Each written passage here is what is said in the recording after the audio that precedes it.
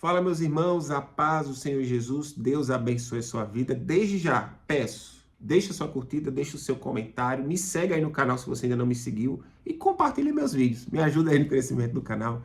E vou voltar a produzir vídeos, sim. Estou numa fase de mudanças na minha vida, muita coisa está acontecendo. Quero compartilhar alguma coisa com vocês, mas em específico eu quero falar sobre 3 coisas: espírito da ofensa, mudanças, casamento que está chegando, meus irmãos. Tem menos de um mês e eu quero conversar com vocês sobre. Mas, vamos falar sobre o espírito da ofensa. Onde o diabo ele mais quer agir na vida das pessoas é em trazer divisão. Pela ofensa que eu sinto que aconteceu comigo, eu me afasto da pessoa, ou até falo mal da pessoa, ou falo que eu fui contrariado. E a verdade está em mim e eu demonizo aquela pessoa porque ela me ofendeu naquilo que eu tinha como expectativa que não aconteceu. E isso é muito real, isso acontece em casa, com família, trabalho, e não seria diferente no contexto, às vezes, de igreja ou até ministério. As pessoas, elas, quando se sentem, porque aí entra um pouco o complexo de inferioridade, a pessoa que sofreu rejeição, se ela às vezes não é atendida ou recebida ou acolhida na forma que ela espera, que às vezes as pessoas não têm essa consciência da convicção daquilo que ela espera como expectativa, quando ela se sente rejeitada, o problema não sou eu que estou ofendido, é a pessoa que não leu a minha mente para saber o que eu queria e ser atendido e ser servido como eu desejava. E essa ofensa acaba me gerando esse mal-estar com os irmãos. E tá tendo umas reformas aqui, irmãos, e vou tentar gravar, que senão não consigo gravar hoje. Só Jesus, né? Então, assim, Satanás, ele é ardiloso. E ele quer implantar a ofensa no coração das pessoas para trazer divisão. O apóstolo Paulo confrontou isso na cidade de Corinto, onde a igreja ali tinha o líder A, B e C, e entre eles os irmãos acabavam meio que idolatrando um pouco. Eu gosto do A, eu gosto do B, eu gosto do C. E nesse ambiente, era gerada uma competição, e nessa competição era gerada uma fofoca. E certamente as ofensas entravam no coração e o povo se dividia. Então isso é normal de se acontecer hoje. E eu falo isso até pelo que aconteceu com o pastor Flávio, com a Andréia. E eu falo que isso acontece, irmãos. Não é algo fora do normal, não.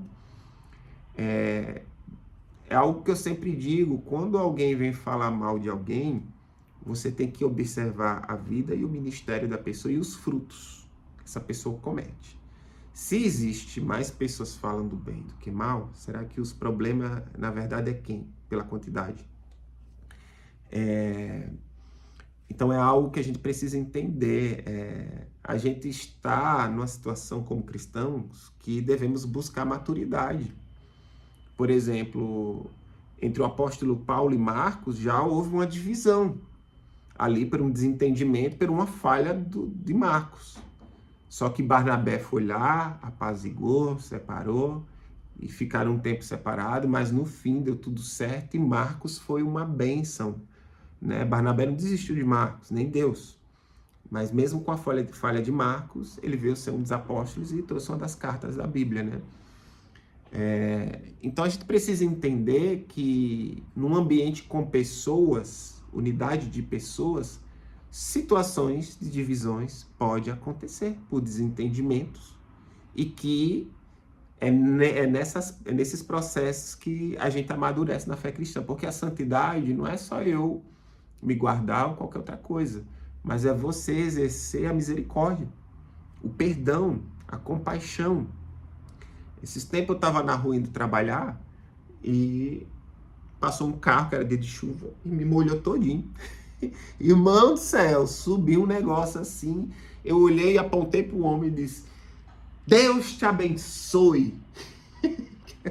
Às vezes, né, a vontade era de vir outra palavra. Então, até nisso a gente precisa vigiar, e cada um tem suas dificuldades, né, de palavrão, às vezes fofoca, às vezes mentira, às vezes Então todo mundo acaba tendo, às vezes, umas dificuldades de dominar a carne. Por isso que Gálatas 5 vai dizer que aquilo que eu mais alimentar vai prevalecer na minha vida. Se eu buscar as coisas do Espírito, o Espírito vai prevalecer na minha vida. Então, que nem para mim. Eu não dei lugar à carne. Abençoei a pessoa que me sujou ali, né? Ou como aconteceu com uma senhora lá que estava no trabalho. A mulher tirou a minha paz por algo que a filha pediu, e depois que eu entreguei, a filha disse que não pediu, tinha pedido outra coisa. E essa mulher começou a me atormentar lá, que estava errado, que isso e aquilo. Irmãos, olha, nesse dia eu descobri que eu era crente mesmo. Porque, olha, faltou muito pouco para eu dizer assim, olha, sabe uma coisa? Pega a tua coisa e tchau. Às vezes a vontade era dizer isso. Mas respirei fundo, tratei bem a mulher e deu tudo certo. E depois ela mandou uma mensagem para mim pedindo perdão e ela mesma falou que tem se cedido. Se eu deixasse o espírito da ofensa me tomar pelo fato dela, da forma que ela me tratou, aí ia trazer um estrago. E é nesse ponto que eu quero que vocês entendam. As pessoas, quando se sentem contrariadas, elas tendem a se sentir ofendidas. E elas querem cometer a sua justiça. Saber que a justiça é de Deus, a vingança pertence ao Senhor. A palavra de Deus diz que Deus dará a cada um seguinte às suas obras boas e más. A figueira será balançada. O próprio Deus tirará aquele que não está dando fruto. Então, a evidência na vida de alguém que Deus está usando e está crescendo é o fruto. E é isso que vocês devem julgar mais, os frutos. Porque aqueles que permanecer, é esses que o próprio Deus sustenta, porque pelas nossas forças a gente não consegue. Meus irmãos, ministério não é algo fácil. E eu falo isso porque eu estou me movendo a isso. E eu digo uma coisa para vocês. A parte pastoral é a mais difícil, que é onde Deus está me chamando. É onde as pessoas vão mais lhe trair, vai mais lhe ofender, vai mais errar com você. E como Jesus vai dizer, você deve perdoar 70 vezes 7. Só que, claro, é uma questão de maturidade. Você não deve, por mais que você perdoe, você nunca deve trazer uma pessoa que falhou com você no mesmo grau de intimidade, porque as pessoas podem falhar novamente. E existe uma maturidade, uma sabedoria que a gente precisa ter para evitar desgastes, né? E foi muito dessas coisas que eu conversei com o pastor Flávio, com a Andréia, oro para que dê tudo certo com o ministério deles. A maioria ali teve sim uma boa experiência, ele tem um carinho muito grande e o ministério deles vai tá crescendo, né? Com tudo que já aconteceu nesses últimos anos com eles só estão ali permanecendo. Então eu vejo fruto, sim, né? E isso acontece, irmão. Não pensem em vocês que isso acontece em outros lugares. Eu lido com pessoas. Tem muitos rapazes que a igreja não dá atenção, a igreja, né, não acolhe. Eu marco para conversar. Cadê que eles aparecem? Para conversar comigo? Compromisso? Ah, não, eu tenho um outro compromisso. E até hoje, voltou de novo para conversar comigo? Meus irmãos, o apóstolo Paulo diz que aquele que é novo na fé é um neófito. Neófito é um bebê na fé, que ainda está se alimentando do leite. As pessoas hoje estão escutando pessoas que nem se converteu, que não tem nem maturidade na palavra, e ditam a verdade com aquilo que ela diz. Em vez de usar a própria palavra de Deus para ver se o que as pessoas estão se posicionando é o correto. E eu sou um tipo de pessoa que eu não me atenho a atacar ou apontar ministério de ninguém. Sabe por quê? Porque eu confio em Deus. E eu digo, e eu prego que a palavra diz aqui, ó, em Hebreus capítulo 4, do versículo 12 ao 14. Ao 13, desculpa. Porque a palavra de Deus, ela é viva e eficaz, mais cortante de qualquer espada de 2 gumes, e penetra até o ponto de dividir alma e espírito, junto às medulas, e é apta para julgar os pensamentos e os propósitos do coração. E não há criatura que não seja manifesta na sua presença.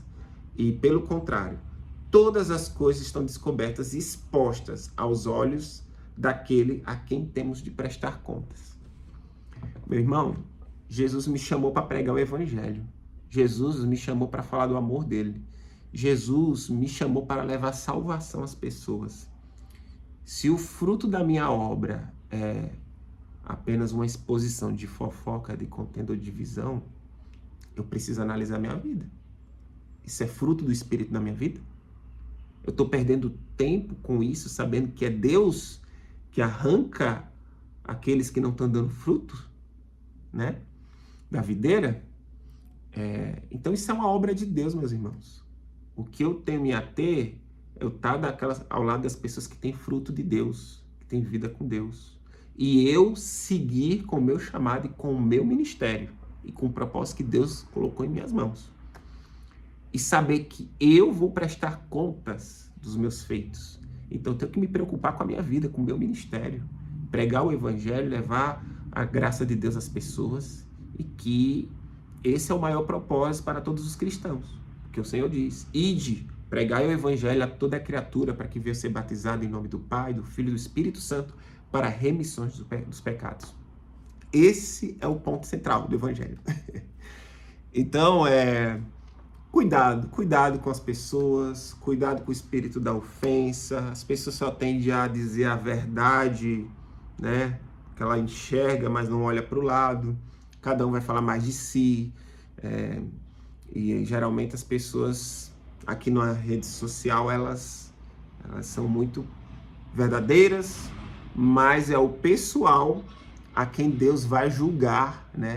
E a quem vamos prestar contas. Então, é como eu sempre falo, não adianta eu estar pregando algo que eu não estou vivendo. E não adianta dizer que eu sou crente se eu não estou tendo as atitudes de crente. A atitude de crente é o quê? É perdoar, abençoar e seguir em frente se você não tem concordância. Porque a palavra vai dizer, se os dois não têm concordância, não tem como andar junto, né? E seguir em frente, meus irmãos. Eu acho que esse é o ponto central. E isso acontece em tudo que é lugar. Não pense que só nessa questão do Flávio André, não, mas igrejas, em casa, família, a gente precisa saber administrar os nossos comportamentos. E esse é o ponto que devemos buscar entender nas nossas vidas. Porque se eu estou perdendo tempo com coisas que só escarnecem, escandalizam o evangelho e faz as pessoas não querer conhecer desse Deus, meus irmãos, eu vou prestar conta. Então a gente tem que cair na real. Então, quem fica com uma boca que mais expõe o evangelho, a gente precisa ver se essa pessoa realmente é de Deus ou não. E aqui, meus irmãos, nas redes sociais, você só vê gente atacando uns aos outros. Então, para mim, isso não é coisa de Deus. Mas é isso. Esse espírito da ofensa, precisamos vigiar para que o espírito da ofensa não traga prejuízos nas nossas vidas, né? Naquilo que fazemos. E olha, eu vou dizer uma coisa para vocês, por experiência própria. Quando eu aprendi a administrar os meus sentimentos, as ofensas que eu sinto, e tenho confiado em Deus, Deus só tem honrado a minha vida. E é nisso que eu quero que vocês entendam. Se alguém errar com vocês, abençoe a vida da pessoa. E se não há concordância, até que se afaste. Mas não tenha a atitude de cometer a vocês a sua própria justiça. Porque Deus abre mão e a gente pode pagar a consequência se a gente quiser agir com as nossas próprias mãos, né? Acho que é isso. Mudanças, né? Mudanças que compõem o casamento, já esses dois últimos temas. Meus irmãos, muitas mudanças estão acontecendo aí, já está acontecendo na minha vida. Tem menos de um mês para o meu casamento. Estou muito feliz, eu e a Aline, a gente está radiante com as coisas, com a decoração, com tudo que a gente está montando. Deus tem agido de uma forma tremenda assim nas coisas, e a gente só tem a agradecer ao Senhor, sabe? E a gente está nesse processo. Estou vendo um lugar novo para morar, que aqui não dá, é pequeno, onde eu moro, não dá para 2 pessoas. Casamento aí com menos de um mês. A gente está vendo ainda algumas coisas dos finalmente, tem algumas coisas ainda para acertar, mas eu glorifico a Deus porque teve muitas pessoas, como a Luciene, que entrou em contato com a gente, sentiu de Deus, e foi Deus purinho na vida dela, porque era algo que faltava pra gente, e ela veio com os brasão dos docinhos lá, né, e outras coisas mais. Eu não entendo muito de decoração, então eu falo de uma forma bem resumida. Então, ela nos abençoou, né, com essa parte, e ficou lindo, e vou estar compartilhando tudo com vocês, assim, do que Deus está trazendo aí para o nosso casamento, né? Então, assim, tem essas mudanças que estão acontecendo. Casa nova, eu creio que já deu certo em nome de Jesus. Casamento daqui a um mês. Tem coisas que propriamente a Aline que vai falar, eu não vou falar. Ela vai estar aqui no final de semana que vem e vou fazer um vídeo para a gente estar conversando mais sobre o casamento também, né? Tem a formatura, que eu vou me formar no final desse ano, né? Teologia. E tem um lançamento do livro também, que possivelmente para agosto, né? Tô nos finalmente aí do livro também.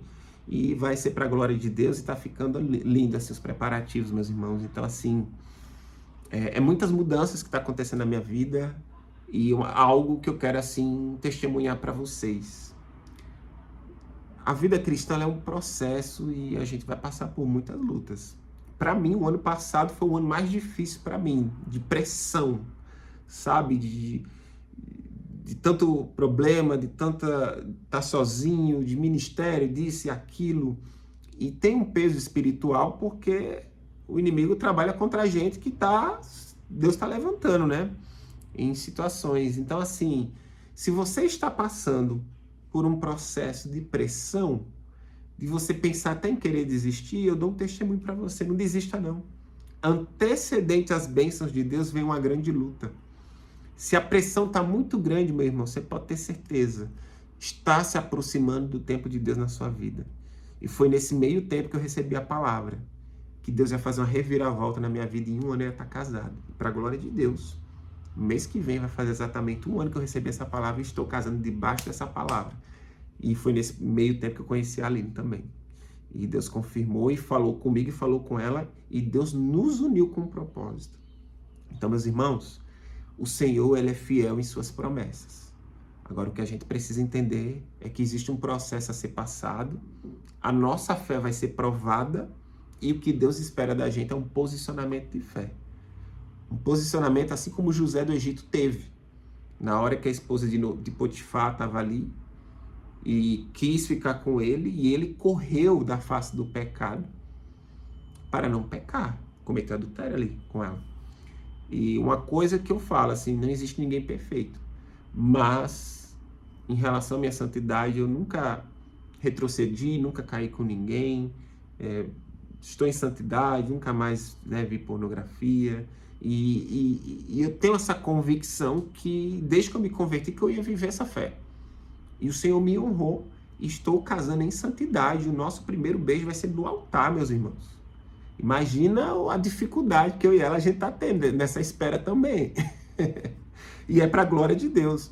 Então, sejam fiel ao Senhor e Ele será fiel a vocês.